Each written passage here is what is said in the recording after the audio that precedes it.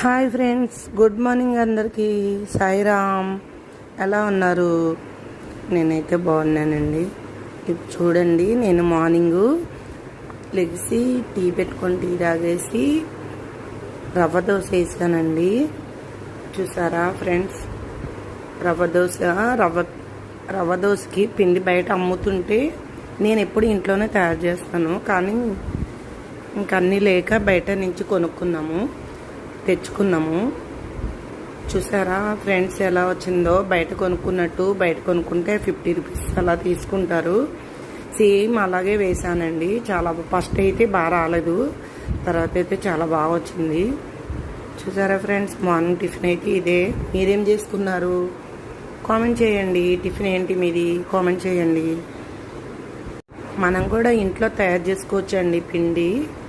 ఒకసారి వీడియో పెడతాను, పిండి ఎలా తయారు చేసుకోవాలో, రవ్వ దోశ పిండి ఎలా కలుపుకోవాలో చెప్తాను. మనమే కలుపుకొని చేసుకోవచ్చు. సేమ్ ఇలాగే వస్తాయండి.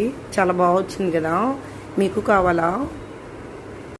ఈ పిండిలో ఉల్లిపాయ ముక్కలు, పచ్చిమిరపకాయ ముక్కలు వేసుకోవాలండి. ఈ పిండి కలుపుకున్నప్పుడు అందులో వేసేసుకుని కలుపుకోవాలి. చాలా బాగా వస్తుందండి, కరకరలాడుతూ వస్తుంది.